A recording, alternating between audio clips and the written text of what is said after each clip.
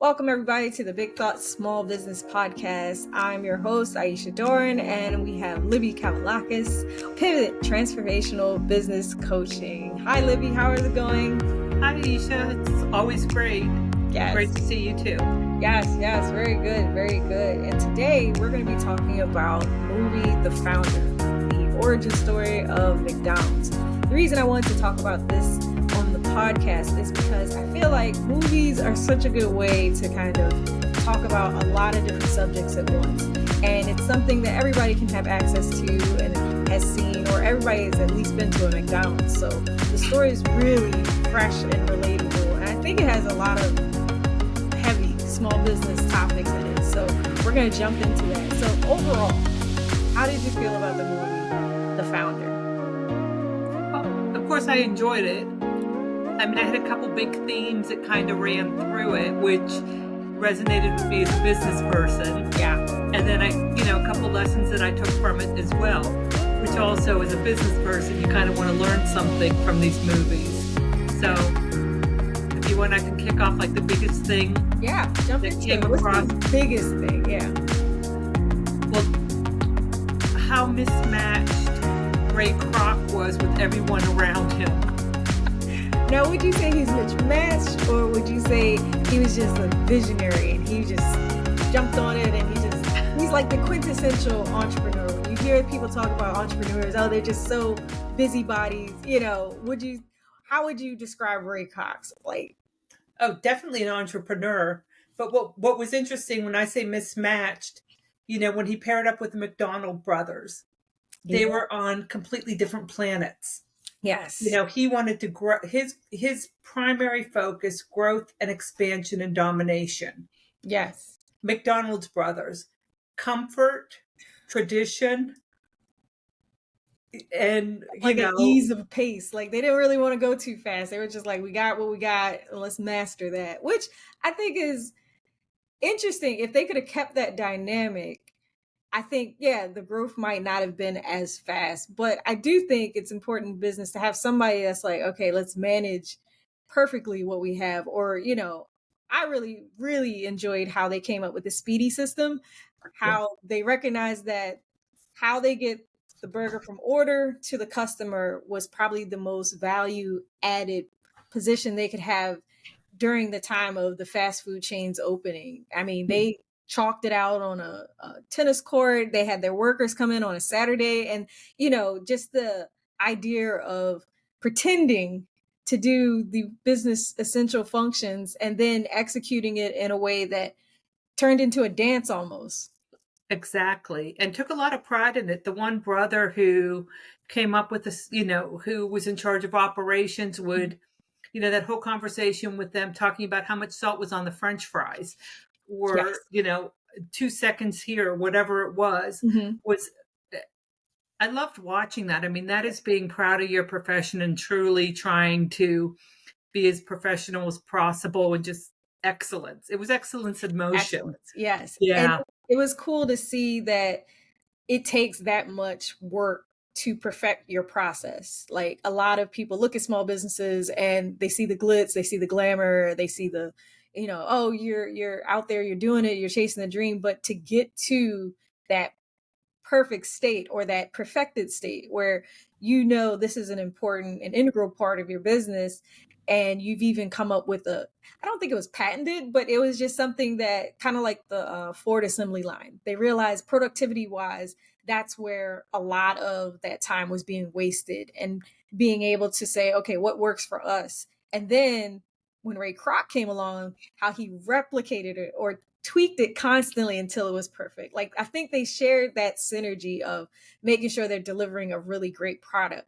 But where they diverged, I think that's where all those good small business lessons come in. So my overall take on The Founder was, I feel like it's a really valuable lesson in contracts, or just starting how you want to finish. And like you said, they were in two different books. The story goes on. I mean, you had the brothers who were like, we have this one restaurant, if we could, create this model, that'd be great, but we perfected this and we're so proud and we just want to hold on tight to it. And then Ray Kroc, the interesting thing, it starts with him doing that kind of research and development. He's selling these milkshakes machines. Yeah.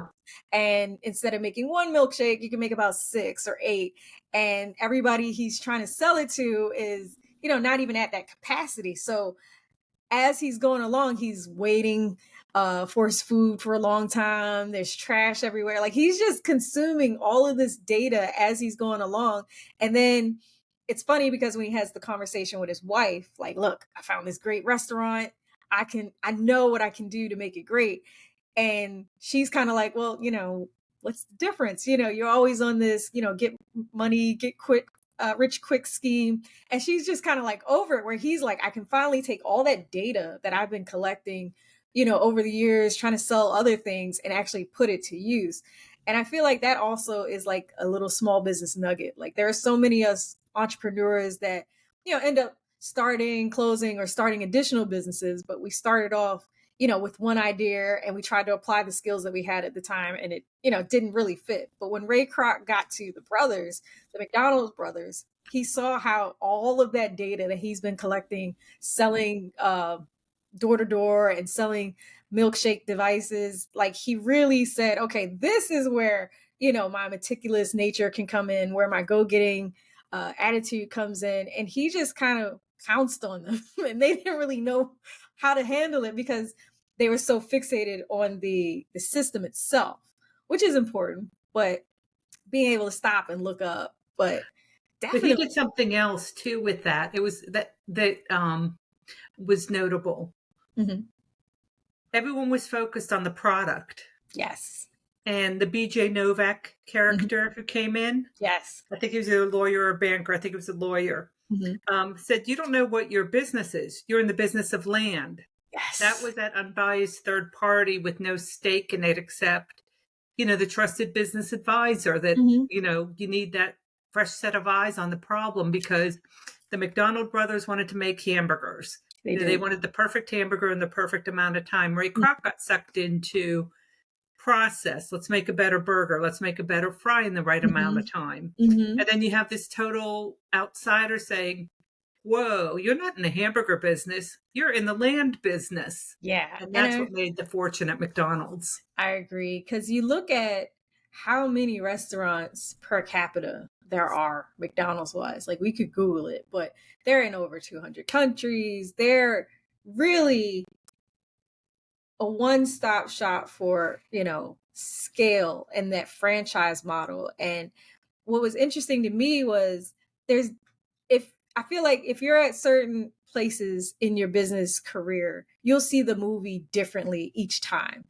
Yeah. When you're looking, down at the business from a high point, like the lawyer BJ Novak his character, I feel like when you are, at that level of business where you're taking a large scale look at your company, you'll see it more as, what space it's really in. Like, McDonald's has hundreds of restaurants, hundreds of holdings, and they have so much land development that they do with each of their properties. Whereas if you're in the business and you're like, working on making sure that the franchise is uniform and putting out the perfect product, you're like where Ray Kroc, why can't I say his name? You're where Ray is, and you're just like, look, we need to do another franchise. And I really like how he started to create that persona of a franchisee. Like, at first it was whoever had the money to buy in. And these were the guys, he went to the golf course and he's talking and they're just like, yeah, I'm serving ribs. The people want ribs. And he's like, you're missing the whole thing. So he creates this persona of, okay, it's gotta be a family. It's gotta be, that husband and wife. They gotta be wholesome. They gotta, want to keep it clean. And from there, that's where he started evolving, I feel like, with the business. But let's rewind it back to the beginning of the partnership with Ray and the McDonald's brothers. Let's talk about communication. I feel like the major breakdown, or just that major shift in the movie, was communication. Personally, I feel like Ray was trying to get them to see what he was seeing. And contract wise, they didn't really understand their obligation to that outside partner because they're brothers. They talk every day, every night. They're in the restaurant together. Mhm. But whenever Ray had an idea that he wanted to implement, he had to fight to get them to even hear it. How did you perceive that? Yeah, again, they wanted completely different goals. Mm-hmm. So they weren't going to be able to hear what he was saying because they had no interest in it. Mm-hmm.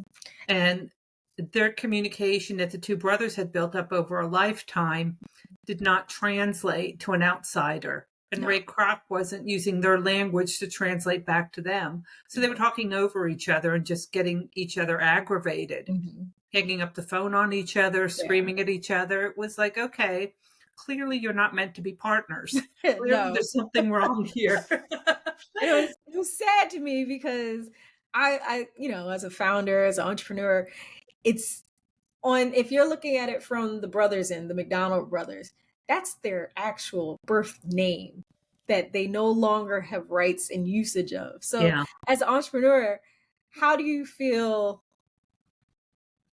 like, you don't want to put feelings into it, but your name, something you built has just been not stripped away from you. I feel like their lack of just follow through with the contract and understanding that when you bring a partner on, they do have access to the hen house, so to speak. You have to be responsible with that asset. And I feel like they were in over their head. They didn't really understand their obligations to Ray if they, really went through it. But how do you feel like as a founder watching that? Can you imagine your company possibly one day just, oh, I can do better with your company. I'm the CEO. Give it to me now. And you signed this and actually it's mine. How do you feel about that? I had a large accounting firm do that to me. They went after all my clients. What did you do? Yeah. I left Washington. I mean, after a while, you just, when you have that kind of a power coming at you, hundreds of millions of dollars on one side versus a solo owner of a small business. Oh, wow. I mean, I kept the clients because my work was excellent, but they got the bigger contracts and they were just using me to build their practice. Wow. So what? Yeah.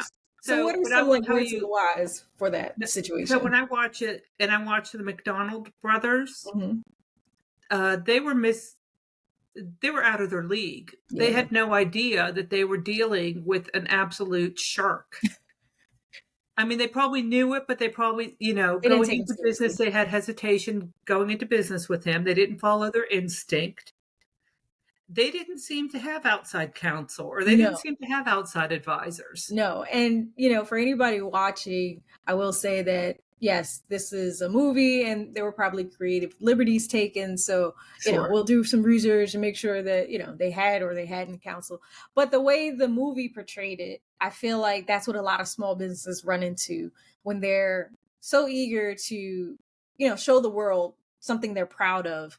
And they just have this kind of naivety about anybody that comes in is going to treat my business with the same respect and, care that I would. When you get a shark in there and the shark is like, well, this is what needs to be done. You don't know this. So I'm just going to lead you on this path and eventually, get what I need to get. And I kind of feel like there's a couple of TV shows that kind of show that, but because the music's upbeat and happy, you don't really know it. But like, it's a hostile takeover when you have the employees and, clients on your side already, or you've invested in inventory. Like you're making major business decisions in an organization that can, slowly scoot you out if you're not cautious and aware. And I would advise anybody to, maintain counsel and talk to accountants and things like that. But we know this is just a movie, and we know it's fictionalized. What, a docudrama? Yeah, docudrama. Whatever. So, but, just staying within the confines of the movie and how these characters appeared. The other thing that came across very clearly was no one has your business's best interests at heart except the owners. Yeah. Because it's their life and their livelihood and their family. And like you said, it was their family name. Yeah. So everything they were doing was preservation of McDonald's as they knew it. Yeah, they wanted to grow, but they wanted to grow within the confines of what they already understood. Yeah. And you had someone coming in with completely different perspectives, completely different values, completely different goals. And resources. I would say that's the biggest thing that differentiated him from the brothers, is that he built a lot of contacts over time that were prepped and primed to listen to his next big idea. Whichever one, stuck and made sense and was profitable, he had people on deck waiting. And like you said, once they got into the real estate conversation, it was just a whole different ballgame. Let's circle back to small business and overhead costs. I thought that was a very interesting moment where they showed where he was complaining about his refrigerator costs. And as a business owner, especially probably if you're in, the restaurant, that's a very competitive, very hard space, because your inventory is perishable and you have to turn it over and you have to keep buying more of it, whether you sell it or not. So one of the things he was complaining about was he has to store all this ice cream for these milkshakes. And who was it? He meets this woman that's like, "Oh, I solved that. You want to hear it?" And she pulls out this packet, this instant milkshake. Yes. And it's funny because, we're so health conscious now, and we're really, trying to pay attention to all the things that are being put into our food. And at the time, it was just a little instant pack that congealed the water. Essentially, it wasn't even milk. You didn't even have to have milk, but I guess you could use milk. But she came up with a solution that solved his refrigerating costs. So he was able to cut out all of his overhead when it came to the milkshakes. And how do you feel businesses can kind of take from that? How many times should we be analyzing our processes and systems and looking for that big cost, and, just problem solving or troubleshooting how to, kind of cut those costs there? I don't know if it's always about cutting the costs, but it's being aware of efficiencies. Yes. And building in the efficiencies where you can. And what's quite interesting, if you remember, the McDonald brothers says, no, we're using real milk. Yeah. Yeah. Yeah. Or real ice cream. So again, let's move forward. No, we're staying the same. And if businesses do that, if they're not constantly redefining and revising their processes and finding efficiencies, they're going to get either outpriced or just become inefficient. Oof. And nobody wants to be inefficient, because that's the death of a small business. That's the death of a and the small business owner specifically, because it just sucks the life out of you. Yeah, especially if you're pushing that rock uphill and it just seems to grow.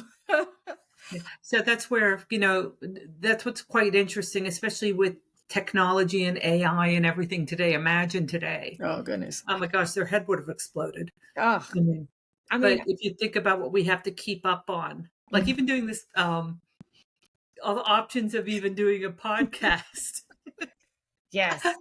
We'll call I'm always tweaking. Yeah, because I'm always looking at it like, okay, we can fix this, fix that. But I've noticed that, and relating it back to the movie, the goal of a small business isn't to implement. It's to start something and then constantly, like you said, tweak it over time for it to be as good as it can be. Like perfect, like master your craft, master what you do good, and then let the market help you understand where the other opportunities lie. Like you don't want to just, okay, we do burgers, now we do sushi. That's that's too big of a jump. But if you do burgers, you have a set burger, then you have kids menu, and then you might jump up and say, okay, we have a specialty burger that's only available for a limited time. I feel like McDonald's really shows a well-rounded view of starting and then kind of scaling, like how precarious it can be, how you have to make sure that everything that's going on is what you intended, and I feel like the brothers, they were just looking to stabilize what they had. But what is it like to lose a small business and then see that, it's growing? Like the handshake deal. That was like a no-brainer to me. Like I'm in construction. We do not work off of handshakes. We will shake your hand. We will, hey, yes, Nice to meet you. But we cannot run contracts and businesses without contracts. Okay. So how do you feel that lesson kind of explain how important it is to make sure you get everything in writing, even if you have to sit there? Yeah. I mean, that, what was it, the beginning of the movie? I think they said, business is a dog eat dog world. Woof. And how many times, even in teaming agreements, you have everything laid out and the one teaming partner is not operating fully ethically or fully with integrity is a better way. Yeah. They're not operating with integrity. And you're like, wait a minute, it's written right here. Oh, well, blah, blah, blah. So, I mean, imagine if you didn't even have that in writing. Yeah. And to do that big of a deal and make those kind of an arrangement. But again, so this is quite interesting too. What was it, like the 1940s, It's the 19 50s? Yeah. Yeah. Just before it got swinging in the 60s. So yeah, 1950s. Okay. Then it was a much more naive world. Yeah. And back then, people's words meant something. Yeah. And handshakes meant something too, but Not today. it was Ray Kroc. Come on, you saw his, you know what I mean? Like you're watching the whole thing, like he's been kind of moving his own way the whole time. I need to write this down. But also, that was something else I wanted to point out. You know, he's slick, meaning he was fast talking, overly aggressive, pushy. Pushy. Yeah. He's a driver.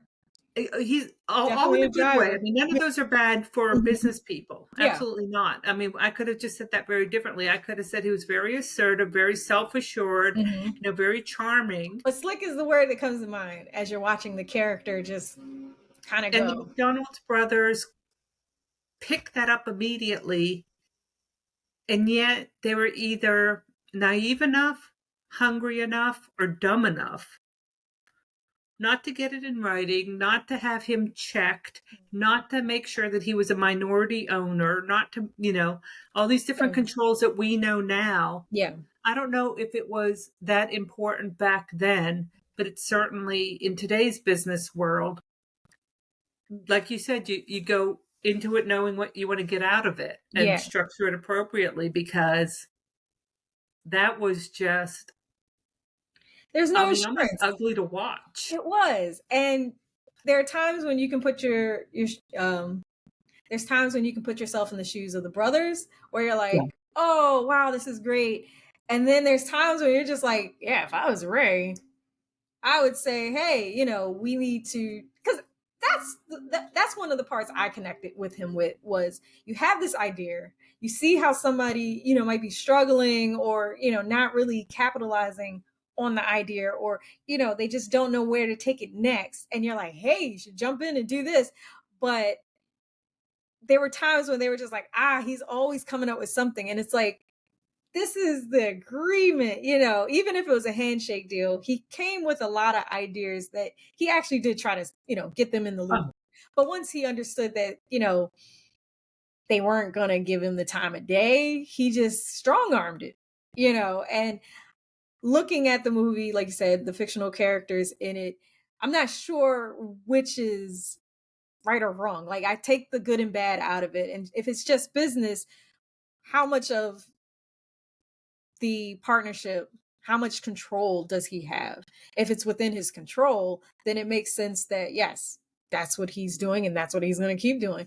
Whereas it just, you know, you start feeling bad for the brothers because you just see them, you know, out of their league essentially, and they don't even know, okay, let me rein it in, or let's even mediate it. You know, mediation isn't necessarily legal, but it's a moment where you say, hey, we need to realign and readjust some things. Can we come together and just talk it out? And I find that mediation is a good option when, you know, before everything jumps all the way off the cliff. You know, when you're coming up to the cliff, you're like, hold on, let's talk this out. And then you can get on the same page. Now, I feel like Ray, you know, kind of got past the cliff and he was like, I'm not even trying to talk because I know how y'all are going to do it. So I'm just going to do what I need. And how do you feel about mediation as it relates to some really big changes and, agreement isn't looking like what we signed up for? Yeah, I think it's absolutely necessary.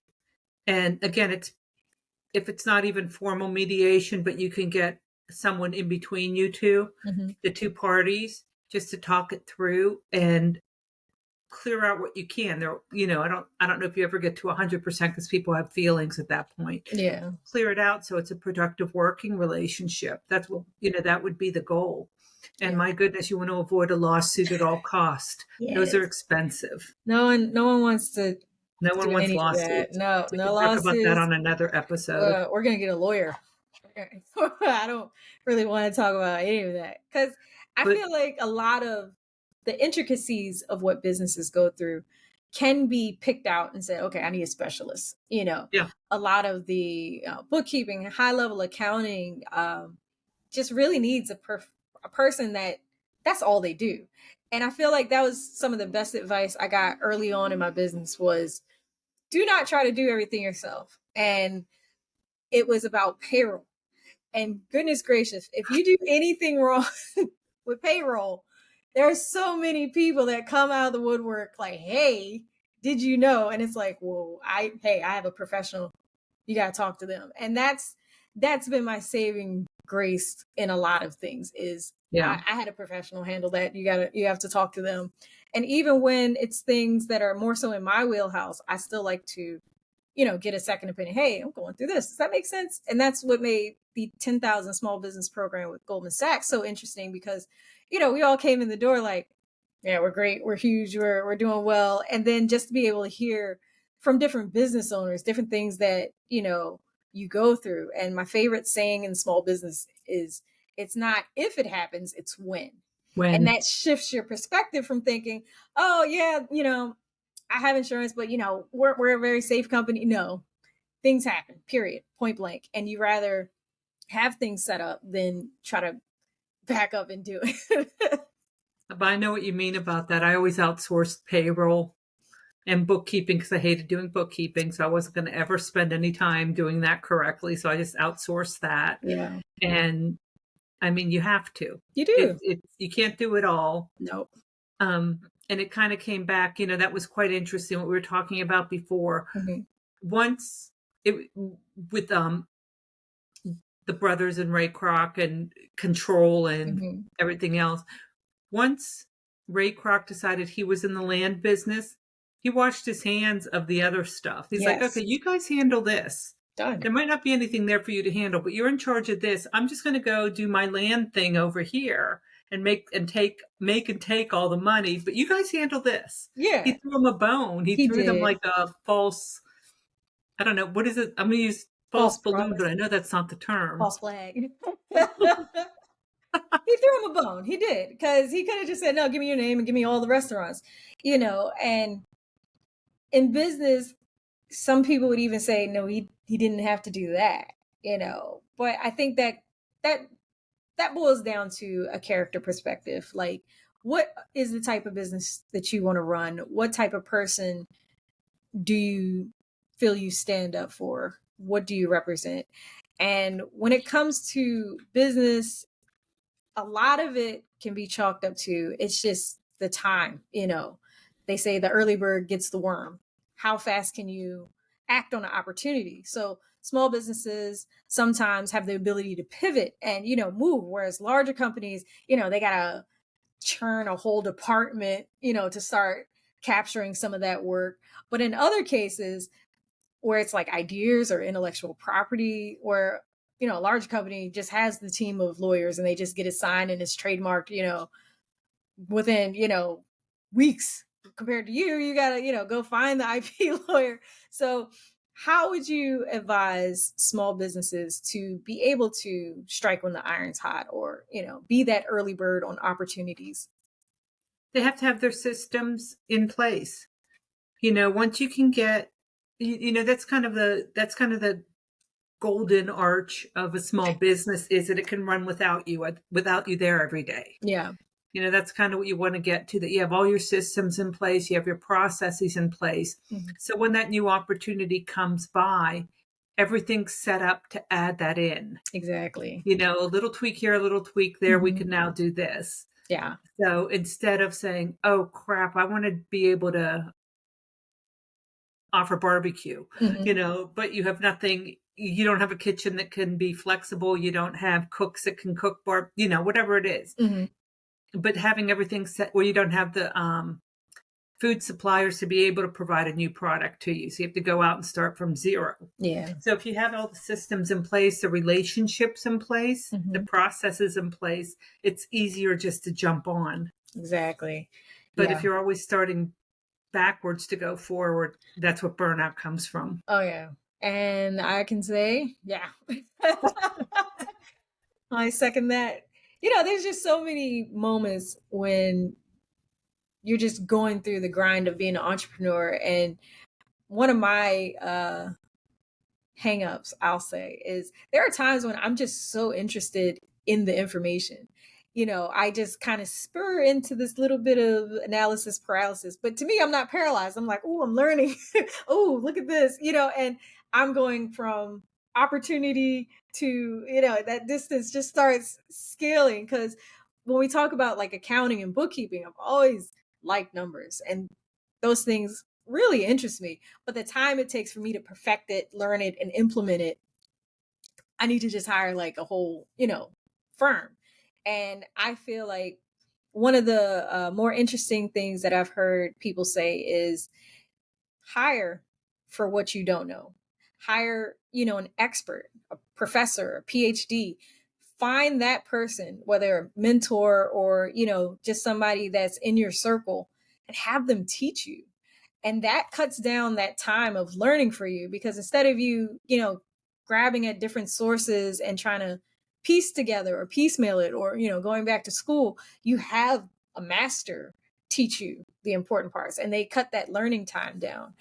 And I would say that accounting is one of those spaces, because just being able to have somebody go over your books with you, and you go, okay, let's realize, what opportunities lie in these numbers. And I thought that was a really good module during the Goldman Sachs classes, was the overall accounting. Like we spent like 3 weeks on that module, and we were all like brain dead after it. But the equations that they brought up, the way to find the data, it was just so interesting to me. And I was like, I really want to jump into my numbers now, but just the time it takes to sit down and do those things. What is a process that you would say that you're very interested in as far as business goes, but you really don't have the time to dedicate to it? So, as we know, you introduced me to Groove CM. Oh, yes. And Tell then I us. signed up for Groove CM. Congratulations. That's a little affiliating here, right? A little plug right there. The link is going to be in the description. But tell me, what's been your experience with Groove so far? So far, I didn't do it. I had someone who actually likes technology move my website from a couple websites from GoDaddy over to Groove. Ooh. But I like designing the websites. Yes. I don't like the technical parts of it, but the I like SEO the look and all that fun stuff. Well, yeah, I'm not doing that. No. I'll get someone else to do that. But I can but I like designing the colors, the look. I like the content, that part of it. Yes. So, I'm kind of rewriting. I liked my website before, but now I kind of am updating and doing a couple different things. Okay. And so that's probably one area. Cool. I want to learn more about the marketing and messaging behind that. Yeah. Not necessarily the technical part. Yeah. Because I really enjoy the marketing, and I really am looking forward to sending out emails in mass, sending out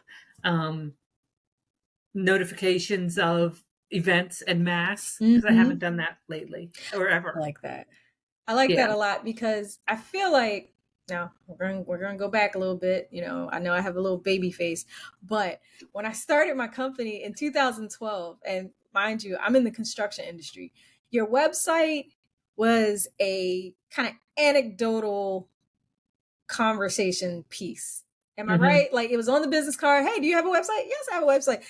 in 2012, there were websites, of course. There was e-commerce, people were buying things. But I feel like from 2012 to now, your website has so much more brand impact, and just it's so much more important now, especially, coming out of quarantine. When we were all quarantined, we're sending emails all day. And it was just, if we weren't working, we were on TikTok scrolling. And we got to kind of be, I don't want to say indoctrinated, but we all got to learn firsthand how important e-commerce and marketing and social media is to small business. And like what you're saying with Groove, like you're getting into the design, you're getting into the updating pieces. I remember I had to call somebody. Hey, I want to update this picture on my website to say this, and it was a process, and it took so long because small business owners were so disconnected from that portion of their business, where if they were, they were, that was kudos, good for you. It wasn't essential to running your business unless, most of your sales came from online. But nowadays, it's so paramount. And that's why I shared my link of Groove with you, because when I found Groove, there were so many different websites that did a piece of everything that Groove is offering. And one of the big things was, funnels. What's a funnel? Everybody sets up their website and they go, okay, this is the homepage, services, portfolio. And then this whole concept of a funnel came in, and it was like, what do you even do with a funnel? And somebody's like, okay, this is what you do with a funnel. You give them the link, they land on this page, and they're prompted to go through steps that you designate. They can't click on anything else. They can't learn anything else, can't go anywhere else. They have to go through the funnel, and the funnel leads them to a sale. And I was like, whoa. If you're selling products, you're like, your website used to, unless you're like in retail and you're selling tons of t-shirts and shoes. But if you have like 3 or 4 products, that all branch off upsells and downsells, it made everybody more aware of marketing and messaging and correspondence and, just having that virtual real estate. How would you say from 2012 to now, or when you started your first company to now, how would you say that imaging or that branding or internet real estate has changed for you? So I started the Metis Group in 1999. Ooh, back when the internet was back when, yeah. Way back. And I paid a fortune for all these non-performers to keep rebuilding a website. Oof. And I didn't put a lot of stock into it because I was very well networked, and I was in a situation where I could network even more. So back then it was a lot of face-to-face time, a lot of knowing people, reputation building, being seen, being see outside. and be seen. Yeah. And that was how business was really done. In government contracting in Washington, D.C., there's a gazillion events. And if you're visible and if you're out there, people will team with you, you get opportunities. So over the years, I probably redid the website maybe 6 or 8 times. And it became a really good website. I finally found someone, she did a beautiful job. And it was a really great website. And we were a small business, but my thing was we were a small business that acted like a large business and performed like a large business. Ooh, that's the goal. Yeah. So no one could differentiate. No one ever knew how many employees or contractors or what we were doing or what the dollars coming through were.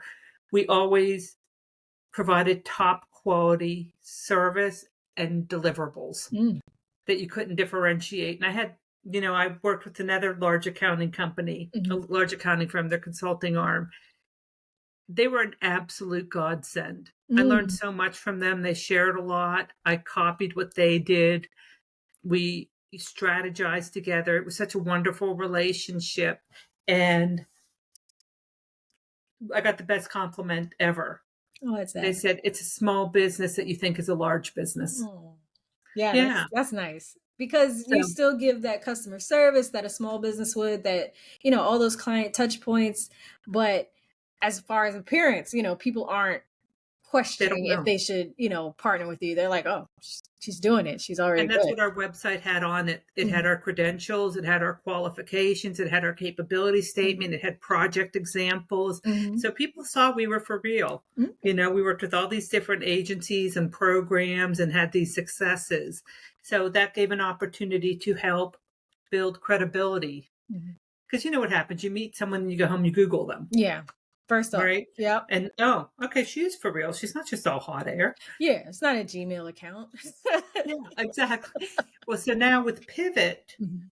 um, I had a good website and I was proud of it, but I had outgrown it already Yeah. because Yeah. I wanted to add the videos. I wanted to add more public relations type of things that we've been getting, put out some courses, do the CRM, do everything else Like a out groove there. affiliate So I right there. needed a more perfect, it's still me in an appointment center. Mhm. There's not a big team here at Pivot because I don't want one, Yeah. nor is that the goal of my coaching. I Mhm. want to work with people who are serious about improving themselves and their business. Yeah. And that doesn't take a million people No. And or a million people clients. want to work with you when they sign up Yeah. with you in coaching. I always feel like it's a little weird when you hear nothing but conversation from the main person, and then once you sign up, it's like, okay, you're over here, and you're like, who's that? Who are That. these people? Right. I mean, I might as well just do artificial intelligence Libby. Look, people are Hey. doing it. Like Yeah. it's a fun conversation to get into too. I think we're going to dedicate a whole podcast to artificial intelligence. And I always think it's so interesting when people go, oh, they're taking jobs. I kind of consider it as like the small business owner's best friend. Like you can really just cut down that, like I said, my time is in the, oh, let me learn, let me see where this goes, and I get in trouble with that. But I do find that, sometimes I can just be really long-winded. I don't know if you guys can tell, but go, and my writing too. I'll be writing something and it's just 10 pages. I'll be like, how do I say this better? And it's one page and I'm like, oh, that's how, so I feel like that's gonna be like our next conversation, the benefits Yeah. of using AI. But Another tool, just another tool in our war chest, much like our websites now, yeah, are really a pre-marketing tool yeah, and a qualification tool and just a way to always be accessible for people who are, who are looking you up or just scrolling and hmm, seeking information. yes, But I also find, it's quite interesting. hmm, As a coach, I'm putting out more free content on my website. As a consultant, we didn't really have that. We talk about projects, we talked hmm, about successes, like we brought them up as business cases, yeah, because there was always a problem to solve. yes, As a coach, I'm putting out forms. hmm, I haven't come up with a good name for it yet, it's but coming. like a quick 10-minute business insight Mm, type of thing. But so it's serving a different purpose. yeah. And I think that's where your website has to have a function. It can't just be talking at an audience. It's how to Yeah. engage them back into you. Or a display. Like that's what my website used to be. In 2012, it was just a display, a touch point of, does she exist? Okay, great. She has a website. Check the box. Now I like to, again, consume a lot of content. And one of my favorite spaces for that is YouTube. I find YouTube is the marketing platform for anybody and everybody. Like there were so many YouTubers that I've watched who just grabbed a product. Oh, I love using this product. Oh, this is how it works for me. Oh, if you're looking for a product that does X, Y, and Z, they have no affiliation with the product most times. It's just something that they're passionate about. And that's spurred into this whole billion-dollar industry called influencing. And when I think about influencers, stay with me on this. Influencers are people who are marketing and branding themselves. They're not businesses. And I've seen so many times where a lot of influencers kind of start off just doing what they love and then they start getting, the brand attention and they're doing collaborations and things like that. Then, all of a sudden they're looking at contracts, and the ones that know to hey, let me reach out to a business owner. Let's see how this contract thing is supposed to go. Let me get my accounting right. The ones that start turning into a business, you see them just kind of flourish, explode. And Yeah. then there are some that just, they're out of their depth. Like we were talking about with the brothers, it's, that assumption that, oh, if they're reaching out to me, they have my best interest in mind. But I think one of the biggest quotes I remember about contracts is your contract represents your interests. If somebody's giving you a contract, it represents their interests. So you have to make sure you get counsel to make sure your interests are represented. And when I look at how small businesses can learn something from the influencers or, the e-commerce kids, they're not kids. They're all, most of them are adults now, but I look at them. I look at them as kids because, I'm brick and mortar and I started my business, through Department of Revenue. Like I did it, I incorporated, there were steps. Whereas there are so many too. There are so many YouTubes about how to get your LLC for free. And it's like, whoa, it's not free. Like, what are you telling people? And they're just ripping and running and they're off to the races. And then they don't have the business kind of set up yet, or they don't have the product or that process, lined up. So when I look at, what small businesses can learn from the internet and the social media and the people who've just mastered marketing, on such a high level, and they're like in high school sometimes, it's just like we as small business owners have to adopt that kind of relentless marketing, because I know I'm guilty of it. There have been so many times I'm like, I'm gonna get on social media, I'm gonna do this, and I'll post one video, I'm like, yes, I did it. And it's like, no, you have to post constantly, you have to edit constantly, you have to constantly be curating that perspective and that story that is your brand. And I just wanted to understand from your perspective, how do you feel if you had an influencer call you today? Hey, I have, 50 million followers. Libby, can you help me in my business? How would you approach that conversation? I guess it depends who their demographic is, Mm-hmm. right? Because teenagers are not my target market. Oh, they could be an adult influencer. No, I know, but I'm just saying, make sure that they're aligned with Yeah. what I'm going after. I'm going after professional services providers. Gotcha. So if they're an influencer in that space, absolutely, I'm going to speak with them. All right. So Yeah. you heard it here first, Wouldn't you- influencers. Give Libby a call. But Aisha, wouldn't you do that too if they're aligned with who you want to market? Definitely. Even if it's just for name recognition. So if someone says, "Oh, I need this and that," call Aisha. Yeah, there's a couple of YouTubers, and it's interesting because, they start with the YouTube channel. Oh, I'm buying properties, or hey, I'm renovating this property, or this is how you build an Airbnb business. There's a lot of really interesting ideas and business models that they're creating.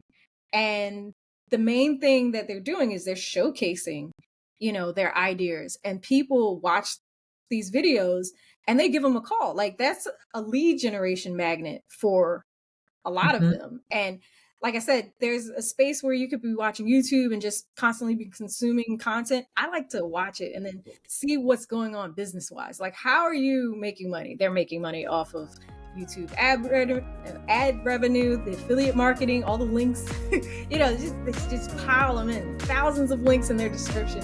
And there's just so many microtransactions that's built into a lot of these YouTube and social media spaces that I think more small businesses, if they could just get in line with where they fit in or just connect to that audience, that could just, be another upward growth trend for them, is, kind of step outside the box of what and just kind of monetize your content. Like your intellectual property can just be shared, like what you're doing. Like you said, you're giving out a lot of free content, but it's getting that brand awareness for your customers before they even talk to you. And it's building my mailing list that anyone can join. Yeah. That I would invite people to join the mailing list. I don't bombard you with garbage, but I'm trying to put out some real content and put out things that are very important to business owners. Exactly. So, yeah. Well, I think that wraps it up for today. I think we had a really good conversation. If you guys want to hear more and want to subscribe, that's what I was trying to say. I'm going to edit that part out. But if you guys would like to subscribe, like I said, the next conversation we're having is going to be about AI and small business. So stay tuned for that. We're posting weekly, going strong. This is about our fifth week, second month. Yay! Soon we'll have an anniversary and we'll be big stuff. But thanks again, Libby, for joining us. As always, it's so good to talk to you. And until next time, bye, everybody. Thanks for watching. Bye, everyone.